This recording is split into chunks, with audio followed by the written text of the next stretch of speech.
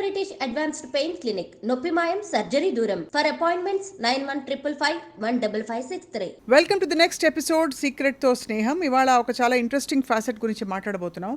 మనకి స్త్రీ పురుష తత్వాలు అన్నీ కూడా అందరిలో ఉంటాయి. అండ్ దానికి పరాకాష్ఠ ఏంటంటే అర్ధనారీశ్వర తత్వం, అంటే పురుషుడు ప్రకృతి ఒకటే అని నిరూపించడానికి ఎన్నో కథలు, కథనాలు, పురాణాలు చదువుకున్నాం. సో ఇవాళ మనం మాస్కులైన్ ఫెమినిన్ ఎనర్జీస్ గురించి మాట్లాడబోతున్నాం. ప్రతి మనిషిలో ఉండే ఈ ఎనర్జీస్ ఇంటరాక్షన్ ఎలా ఉంటుంది, అలాగే let's learn more about how to balance these energies. Doctor Kavya, ప్రముఖ hepatologist and spiritual speaker, is back with us. నమస్కారం. ఎస్, సో ఇది అందరికీ ప్రాబబ్లీ వాళ్ళ ఓన్ లాంగ్వేజెస్లో తెలిసేమో. మాస్క్యులైన్ అండ్ ఫెమినైన్ ఎనర్జీ అని అంటాము, యింగ్ అండ్ యాంగ్ ఎనర్జీ అని అంటాము, శివ శక్తి అని అంటాము, ఆపోజిట్స్ అంటాము in the form of light and dark, లేదా good and bad, in Adam and Eve, in every way. అంటే ప్రతిదీ is this masculine and feminine. అది ఫస్ట్ మనం అర్థం చేసుకోవాలి. సో యింగ్ అండ్ యాంగ్, ఈ మాస్క్యులైన్ ఫెమినైన్ అనేది బ్యాలెన్స్డ్గా ఉంటే, ఎక్స్ట్రీమ్స్గా లేకుండా ప్రతి సిట్యువేషన్లో, దెన్ లైఫ్ ఈజ్ బ్యాలెన్స్డ్ అని దాని మీనింగ్. సో బేసిక్లీ దీని మీనింగ్ ఏంటంటే, ఫెమినైన్ ఎనర్జీ అంటే ఏంటంటే care giving energy, compassionate energy, passionate energy, nurturing energy, something that is very giving. ఇప్పుడు it's a very very feminine energy. Masculine energy అంటే ఏంటంటే ఒక ప్రొవైడింగ్ ఎనర్జీ, ఒక ప్రొటెక్టింగ్ ఎనర్జీ, ఒక గివింగ్ ఎనర్జీ, అంటే as a form of family caretaker లాగా. So that is like a masculine energy and feminine energy is this. So ఈ రెండు ప్రతి వాళ్ళలో ఉంటాయి, అది మనం ఫస్ట్ తెలుసుకోవాల్సిన విషయం. అందరికీ మాస్క్యులైన్ ఎనర్జీ ఉంటుంది, అందరికీ ఫెమినైన్ ఎనర్జీ ఉంటుంది. ఫర్ ఎగ్జాంపుల్, నేను అర్థం కాదని చెప్తున్నాను ఇది. ఎవరికన్నా ఒక అమ్మాయి అనేది సడన్గా మిడ్ నైట్ ఒక 12-1 కార్ ఆగిపోయింది, ఫోన్ పనిచేయట్లేదు. సో తను she went to knock the door. Okay, ఒక అతను డోర్ ఓపెన్ చేసి, hey what, no I want help you అని డోర్ క్లోజ్ చేసేసారు అనుకోండి. నెక్స్ట్ డోర్కి వెళ్ళింది. అక్కడ ఒక ఆవిడ, ప్లీజ్ కమ్ ఇన్, నేను మీకు ఫుడ్ పెట్టనా, ఇంత లేట్ ఒక్కదానే ఉన్నావు ఏంటమ్మా అది. సో ఇది 2 ఎక్స్ట్రీమ్స్ ఆఫ్ ఒక యాంగ్ ఎనర్జీ, అంటే ఒక మాస్క్యులైన్ ఎనర్జీ, ఒక ఫెమినైన్ ఎనర్జీ. ఈ రెండు రాంగే. ఎందుకు రాంగ్ అని చెప్తాను. ఇప్పుడు ఇంత ఫెమినైన్గా ఉన్నా, అంత నర్చింగ్గా నైట్ 2ంటికి అన్నం పెడతానంటే అది ఎందుకు రాంగ్ అంటే, అసలు వచ్చింది ఎవరో తెలియదు అన్నప్పుడు మీరు అంత ఇదిగా ఉన్నారనుకోండి, దానివల్ల హామ్ అయ్యే ఛాన్సెస్ ఉన్నాయి. Beautiful example. అవును, బ్యాలెన్స్ అనేది ఉండాలి అక్కడ, అంత ఎక్స్ట్రీమ్లో ఉండకూడదు. అదే మాస్క్యులైన్ ఎనర్జీ మనం ఎక్స్ట్రీమ్గా ఇండిఫరెంట్గా ఉన్నప్పుడు, అంత ఇండిఫరెంట్గా ఉన్నప్పుడు, గాడ్ అనేది పైకి ఉన్నప్పుడు మీకు సెన్సిటివిటీస్ అనేవి రీచ్ అవ్వవు. కరెక్ట్. సెన్సిటివిటీస్ అనేవి రీచ్ అవ్వనప్పుడు ఫస్ట్ చేసిన తప్పేంటి, ఒక అమ్మాయి అర్ధరాత్రి వచ్చినప్పుడు మీరు హెల్ప్ చేయలేకపోయారు. సెకండ్ చేసింది ఏంటి, హెల్ప్ చేయలేకపోదా మీరు డోర్ కొట్టేసి ఆమెకి వేరే, అంటే అసలు లైఫ్ మీదే భయం వచ్చేలా చేశారు. సో అలాంటివి ప్రతి సిచ్యువేషన్లో జరుగుతాయి. సో అక్కడ ఫస్ట్ సిచ్యువేషన్లో అక్కడ మాస్కులిన్ డామినేట్ చేసి నర్చరింగ్ ఎనర్జీస్ బాగా తగ్గిపోయి ఇంబ్యాలెన్స్ ఉంది. కరెక్ట్. రెండో సిచ్యువేషన్లో నర్చరింగ్ ఎనర్జీ బాగా వచ్చి ప్రొటెక్టివ్ ఎనర్జీ అనే మాస్కులిన్ ఎనర్జీ పాజిటివ్గా ఏదైతే చెప్తామో అది లేకపోవడం వల్ల you may invite trouble. So ఈ రెండిట్లో ఎందుకు రాంగ్, ఇంకోటి అంటే బేసిక్లీ యాక్షన్ అవ్వలేదు, ఆమెకి ఏం కావాలో అది జరగలేదు. ఆ టైంలో తన కార్ని ఎలా బాగు చేయాలి, ఆ టైంలో తనకి ఫోన్ కనెక్ట్, అవన్నీ రెండు చోట్ల జరగలేదు. But what we have to, అంటే ఇక్కడ అబ్జర్వ్ చేయాల్సింది ఏంటంటే ఏ ఎనర్జీ ఆపరేట్ చేసింది, ఏ ఎనర్జీ ఆపరేట్ చేసినందుకు ఎలాంటి బిహేవియర్ వచ్చింది. సో దానివల్ల మన లైఫ్, మనతో పాటు ఉన్న వాళ్ళ లైఫ్ కంప్లీట్గా గవర్న్ అవుతూ ఉంటుంది. ఇది మనం అర్థం చేసుకోవాల్సింది. సో ఇది ఇన్ ఎవ్రీ సిచ్యువేషన్.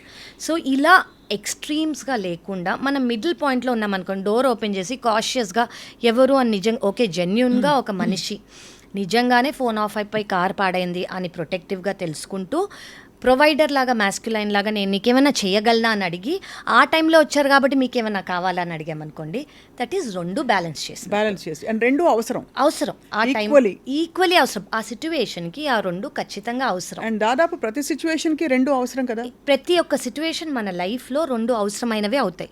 సో మనలోనే ఆ మాస్క్యులైన్ ఎనర్జీ ఉంటుంది, మనలోనే ఆ ఫెమినైన్ ఎనర్జీ ఉంటుంది. ఏది ఆ సిచ్యువేషన్కి అవసరమో మనం అది చేస్తాం.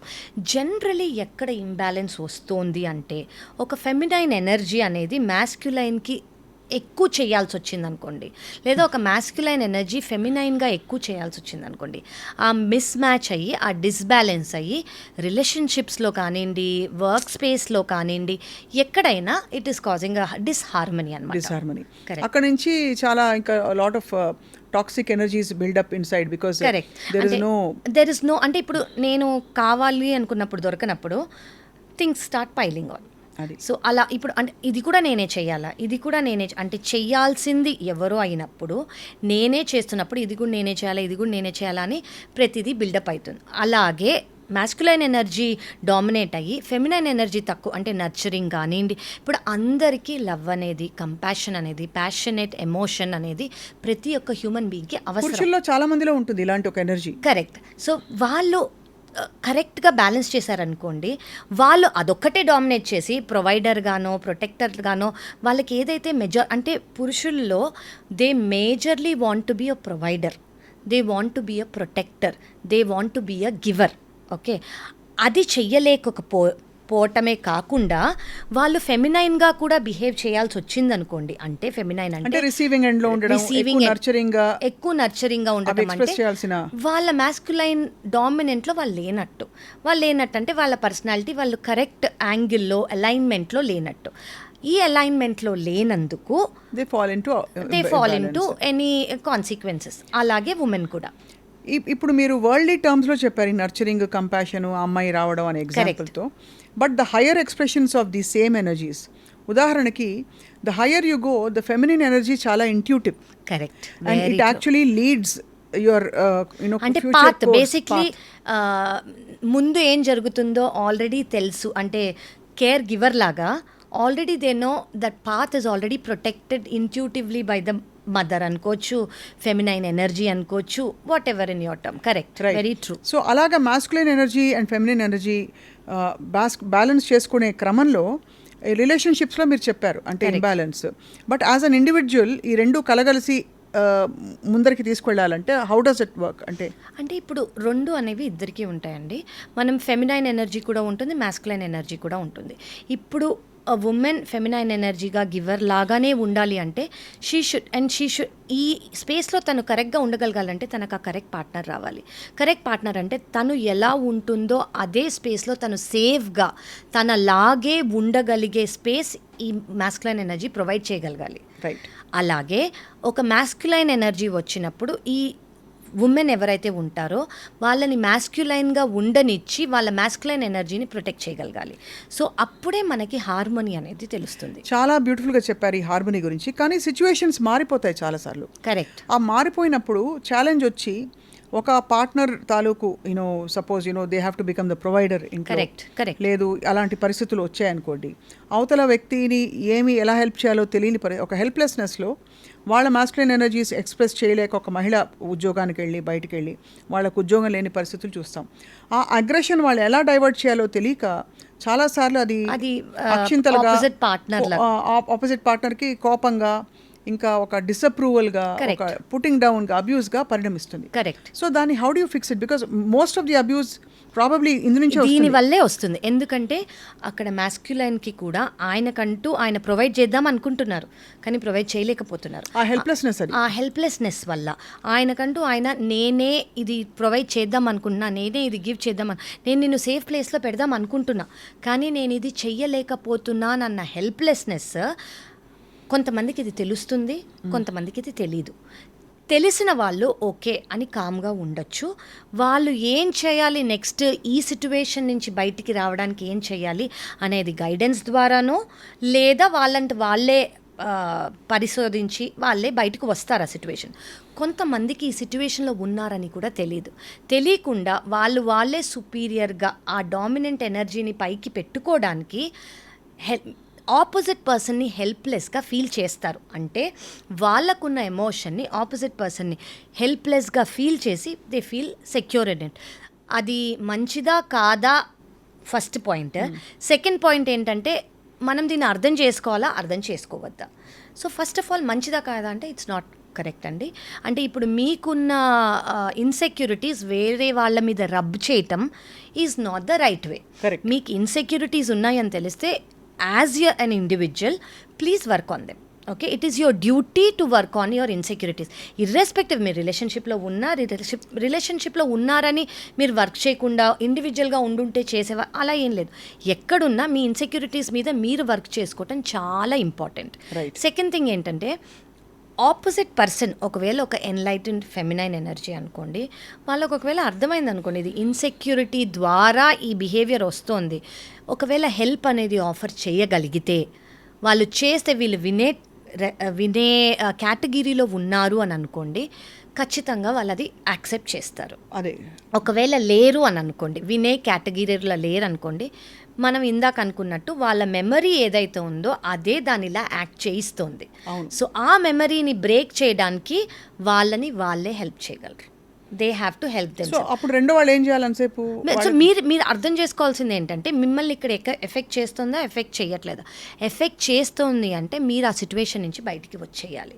బయటికి వచ్చేయటం అంటే ఆ రిలేషన్షిప్లోంచి బయటికి వచ్చేయటం కాదు, జస్ట్ ఆ సిచ్యువేషన్లోంచి డిటాచ్ అవ్వటం, దాన్ని బయట మనిషిగా చూడటం. ఓకే, ఈ జాబ్ లేదనో, లేదా గివింగ్గా లేరనో, లేదా ప్రొవైడ్ చెయ్యలేకపోతున్నారనో ఈ ఇన్సెక్యూరిటీస్ వస్తున్నాయి. సో ఆయనకి ఈ ఎమోషన్స్ అనేవి దానివల్ల ఫ్లో అవుతున్నాయి. ఫ్లో అవ్వనేంటి, ఇది నన్ను అనటం కాదు, సిట్యువేషనల్గా అంటున్నారు అని వదిలేసేయటం జాలిగా, లేదా అర్థం చేసుకొని. లేదు మీ ఇన్పుట్స్ ఆపోజిట్ ఫెమినైన్ ఇన్పుట్స్ తీసుకున్నారనుకోండి, వాళ్ళని హెల్ప్ చేసుకోగలిగితే ఖచ్చితంగా వాళ్ళ సిట్యువేషన్ నుంచి బయటికి రాగలరు. So suppose same thing opposite side చూద్దాం. మహిళలు చాలామంది రిలేషన్షిప్స్ కాంటెక్స్లో ఎస్పెషలీ వాళ్ళ own feminine is not validated enough. Correct. అంటే వాళ్ళు అంత ఫీల్ అవ్వాల్సినంత సహజ స్వభావంలో వాళ్ళు ఉండకపోవడం, పరిస్థితుల కారణం, బాధ్యతలు కావచ్చు, ఇంకోటి కావచ్చు, లేదా nature of their world and society and profession కావచ్చు.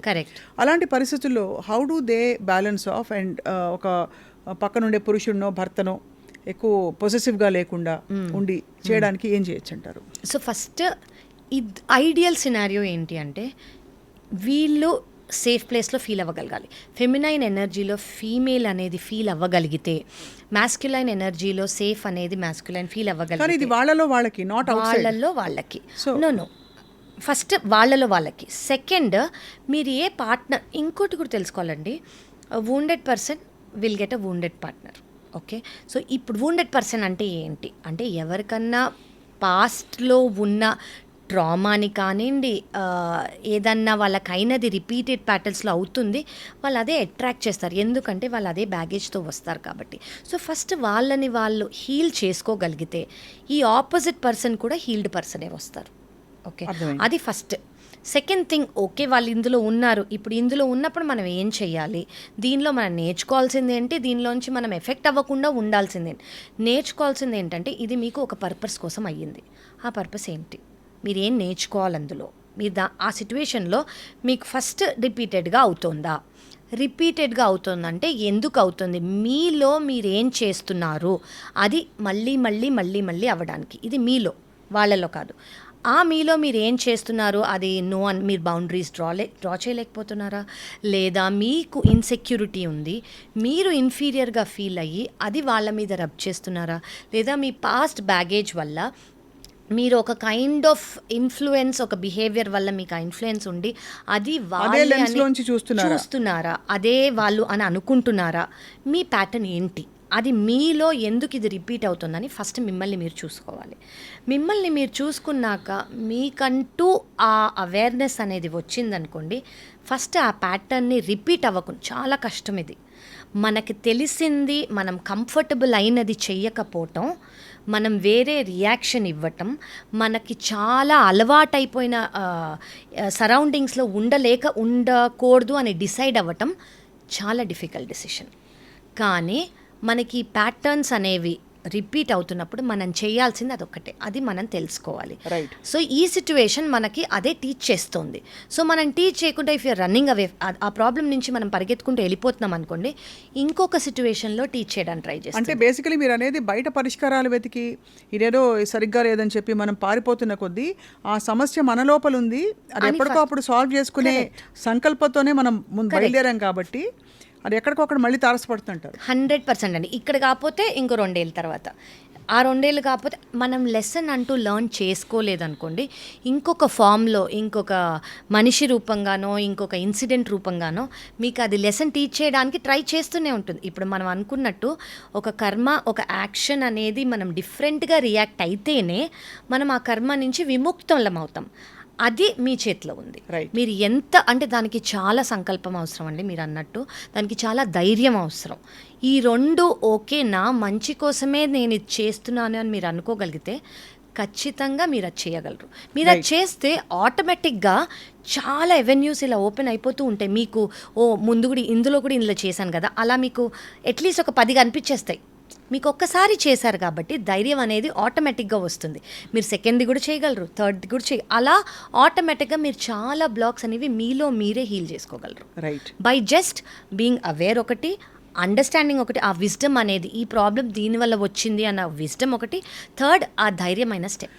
దీనికి ఆల్మోస్ట్ గ్రహించాల్సిన విషయం, ఫండమెంటల్ విషయం ఏంటంటే everything is within us. Correct. So all the imbalances are within us, బయటకు అది ప్రొజెక్ట్ అవుతుంది. అంతే అంతే. అండ్ అలాగా అంటే అందుకే మనలోనే ప్రపంచం ఉంది, మన బయట ఉందని. అంతే. అలాగని ఆబ్వియస్లీ ఇక్కడ ఒక హెచ్చరిక ఏంటంటే మీ తరఫున కూడా I'm just taking the Liberty, ఎక్కడైనా మీరు అన్సేఫ్ సరౌండింగ్స్లో కనుక ఉంటే దయచేసి ప్రాక్టికల్గా ప్లీజ్ గో గెట్ హెల్ప్.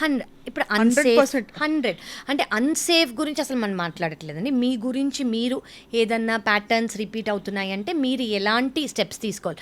కానీ మీరున్న సిచ్యువేషన్స్ కానివ్వండి, మీరున్న రిలేషన్షిప్స్ కానివ్వండి, మీరున్న ఇన్సిడెంట్స్ కానివ్వండి, దే ఆర్ అబ్యూజివ్ అనుకోండి, దే ఆర్ ఎక్స్ట్రీమ్లీ అన్సేఫ్ అనుకోండి, they are not good for you అంటే అది టాక్సిక్ అని మనకు అర్థమైపోతుంది.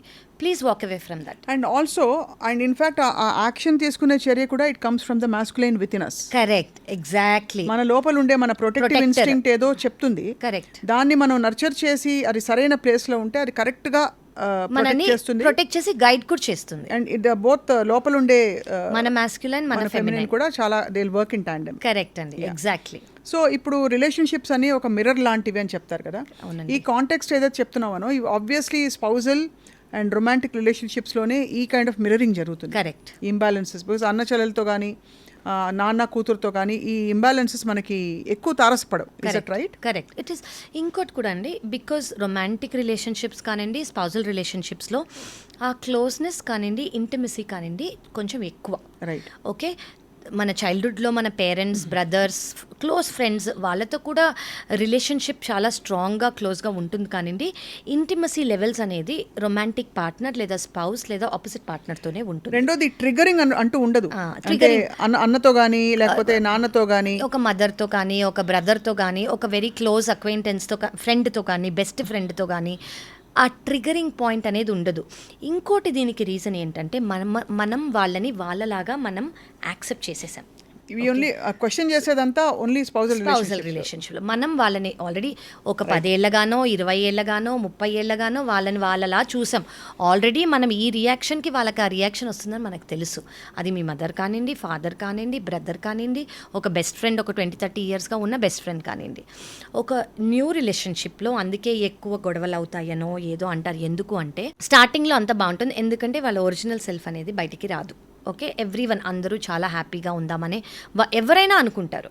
కానీ ఆ వాల్స్ అనేవి కిందకి దించేశాక ఎవరిది ఓన్ ప్రొజెక్టరీ వాళ్ళది బయటికి వస్తుంది. ఆ బయటికి వచ్చినప్పుడు మనకి ఆ కొత్త న్యూ బిహేవియర్ అవేర్గా మనం లేము కాబట్టి, మనం ప్రిపేర్డ్గా లేము కాబట్టి, బేసిక్గా మనకు ఆ ప్యాటర్న్ తెలీదు, వాళ్ళు అలా ఉంటారు అన్న మైండ్ మనకి లేదు కాబట్టి మనం ట్రిగర్ అవుతాం. మనం ట్రిగర్ అయినందుకు వాళ్ళ దగ్గర కొత్త రియాక్షన్, అది మన దగ్గర కొత్త reaction. So this is a spiral. So మీరు ఇందాక అన్నట్టు ఈ రిలేషన్షిప్స్లో కానివ్వండి ఏదన్నా అలార్మింగ్ రెడ్ ఫ్లాగ్స్ అంటాం మనం, ఈ రెడ్ ఫ్లాగ్స్ ఉంటే ఖచ్చితంగా వాటి నుంచి దూరంగా ఉండాలి. అక్కడ మళ్ళీ మన లోపల ఉండే మాస్కులైన్ అలర్ట్ చేసేసుకోవాలి. ఆటోమేటిక్గా అలర్ట్ అయిపోతుంది. అలర్ట్ పోనీలే అని ఏం ఉండట్లే ఆ మాత్రం ఉండదా అని సరిపెట్టుకోవడం అనేది అంటే డేంజరస్. మీరు అన్నట్టు సరిపెట్టుకోకూడదు. డేంజర్ అంటే it is just some emotional mismatch అని అనుకోండి. We can try to match. Okay, చెప్పో అర్థం చేయించో ఇన్సిడెంట్స్ ద్వారానో వాళ్ళు ఖచ్చితంగా అర్థం చేసుకునే అవకాశం ఉంది. కానీ ఇది ఎండేంజరింగ్ అనుకోండి, ఇది లైఫ్కి ప్రమాదం అనుకోండి, దీనివల్ల మీకు చాలా పెద్ద ట్రామా వస్తుంది అనుకోండి, please move away from that. That's a brilliant and a very beautiful way of putting అంటే how to balance and how to make the right decision తెలియదు కదా చాలా మందికి. కరెక్ట్ అండి. So on a closing note, ఈ అవేర్నెస్కి రావడం చాలా ఇంపార్టెంట్. మనకి what are some ways in which suppose ఒక ఇన్సఫిషియంట్ ఒక male is not able to be in his true complete masculine energy because of various reasons, circumstances కావచ్చు. How best can he come to his natural state? అంటే what will make him come అంటారా? అలాగే what will make him come? అలాగే a man who is not even aware of his own feminine energies and is blocked completely, అది కూడా చాలా పెద్ద సమస్య. 100% అండి. ఎందుకంటే నర్చరింగ్ అండ్ కంపాషన్, ఒక హోల్ హ్యూమన్ బీయింగ్ అంటే ఈ రెండు బ్యాలెన్స్ అయిన ఆస్పెక్ట్స్ బ్యాలెన్స్ అయిన హ్యూమన్ బీయింగ్ అని మనం విన్నాం, చదివాం. కరెక్ట్. సో ఇది ఎలా ఉంటుందంటే, how does a male behave when he is a whole human being, how does a female behave? So when male అంటే ఆయన మ్యాస్కులైన్ ఎనర్జీస్ ఫీల్ కానప్పుడు, ఆయనలో ఆయన ఫెమినైన్ ఎనర్జీస్ బ్యాలెన్స్ లేనప్పుడు బేసిక్లీ ఆయన హోప్లెస్ సిచ్యువేషన్లో ఉంటారు. ఓకే, హోప్లెస్ సిచ్యువేషన్ అంటే వాళ్ళకి ఫస్ట్ ఆఫ్ ఆల్ అది హోప్లెస్ అని వాళ్ళకి తెలియనప్పుడు వాళ్ళు ప్రతిదీ హోప్ లేదు అని అనుకొని ఇదే లాస్ట్ ఫైట్, మనం ఖచ్చితంగా ఫైట్ చేయాల్సిందే, అట్లీస్ట్ ఈ ఫైట్లో విన్ అవుదాం అని అనుకుంటారు వాళ్ళు. ఓకే, సో వాళ్ళు చేసేదంతా ట్రిగరింగే. సో ట్రిగర్ చేస్తూ అట్లీస్ట్ ఇందులో అయినా మనం విన్ అవ్వచ్చు అని అనుకుంటారు. ఇది very very very very unconscious behaviour. కావాలని చెయ్యరు. అట్లీస్ట్ ఒక 70 to 80% మంది కావాలని, అన్లెస్ ఒక సైకాట్రిస్ట్ ఇల్నెస్ ఉన్న వాళ్ళు కానివ్వండి, వాళ్ళకి అంటే they really don't know what they are doing, అదొకటి. సెకండ్ థింగ్ ఏంటంటే, ఎంతోమంది అవేర్గా లేరు కాబట్టి వాళ్ళ పాస్ట్ కాన్సిక్వెన్సెస్ ఇవి, లేదా వాళ్ళు ఫీడ్ అయినవి ఇవి, లేదా వాళ్ళు బిలీవ్ చేస్తున్నవి ఇవి అని వాళ్ళు కాన్షియస్గా అవేర్ లేరు కాబట్టి వాళ్ళు అన్కాన్షియస్గా ఇచ్చే ట్రిగర్స్ ఇవి. ఎందుకంటే ఎక్కడో అక్కడ ఇలా చేస్తే ఓకే తను ఇంకా నేను కావాలి అని అనుకుంటోంది అని వాళ్ళు ఫీల్ అవ్వాలి. ఓకే, దానికోసం వాళ్ళు ఈ ట్రిగర్స్ చేస్తారు. సో కావాలని పొసెసివ్గా చేయటం కానివ్వండి, కావాలని అవమానించటం కానీ, అనుమానించటం కానీ, ఇలాంటివన్నీ ఎందుకు చేస్తారంటే వాళ్ళు అన్షూర్గా ఉన్నారు, లోపల వాళ్ళు అన్షూర్గా ఉండి ఈ సిచ్యువేషన్లో అయినా మనం సిచ్యువేషన్ని గ్రిప్ తెచ్చుకుందాం లైఫ్లో అని వాళ్ళకు ఒక సిచ్యువేషన్ మీద కంట్రోల్ రావడానికి. ఎందుకు అంటే వాళ్ళు మిగతా ఏరియాస్లో ఇన్సెక్యూర్ ఉన్నారు కాబట్టి, ఏదో ఒక ఏరియాలో అంటే వాళ్ళకు ఆపోజిట్ పార్ట్నర్ ఇలా రియాక్ట్ అవుతారని ఖచ్చితంగా తెలుసు కాబట్టి, ఆ రియాక్షన్ ఖచ్చితంగా వస్తుందని తెలుసు కాబట్టి, ఈ ఏరియాలో నేను ఖచ్చితంగా ఎంపవర్ అవుతానని తెలుసు కాబట్టి వాళ్ళు చేస్తారు. సో రీఅష్యూరెన్స్ వాళ్ళకి ఓకే అమ్మయ్య ఓకే ఈ ఏరియా బాగానే ఉంది నాకు, సో ఇది బాగానే ఉంది కాబట్టి వాళ్ళు ఇదే మళ్ళీ మళ్ళీ మళ్ళీ మళ్ళీ చేస్తూ ఉంటారు. సో ఏం చేయాలి అప్పుడు? సో ఇది ఫస్ట్ ఆఫ్ ఆల్ వాళ్ళు అది అవేర్ అవ్వాలి. వాళ్ళు ఎలా అవేర్ అవ్వారంటే, వాళ్ళు కొంతమంది జెన్యూన్గా అలా సిచ్యువేషన్ అయినప్పుడు ఫీల్ అవుతారు. ఒక మ్యాన్ ఇలా నేను చేశానే, ఇలా నేను చెయ్యకపోవాల్సిందే, అయ్యా నేను ఈ మాట అనకపోవాల్సింది, అయ్యో నేను ఊరికే రియాక్ట్ అయ్యాను, అయ్యో నేను అవమానించాను, నేను సపోర్ట్ చేయాల్సింది, ప్రేజ్ చేయాల్సిన టైంలో, అప్లాడ్ ఇవ్వాల్సిన టైంలో నేను ఇలా చేశాను అని ఖచ్చితంగా వాళ్ళకి వస్తుంది. అదే థాట్ పర్సిస్టెంట్గా ఉంచుకొని వాళ్ళకి ఈ బిహేవియర్ మళ్ళీ వస్తోంది ప్యాటర్న్డ్గా అని తెలిసినప్పుడు ఈ థాట్ డామినేట్ చేసుకొని వాళ్ళని ఆపుకోవాలి. అది చాలా అవేర్నెస్ కావాలి. ఆయనే ఉంటే అదేదో సాగుతున్నట్టు అంత అవేర్నెస్ ఉంటే అసలు ఇవన్నీ జరగవు. ఇప్పుడు మనం ఇవన్నీ చెప్పేది ఏంటంటే, ఇలా అవుతూ ఉంటాయి, ఖచ్చితంగా మీరు ఒక్కసారి అవేర్ అవ్వండి.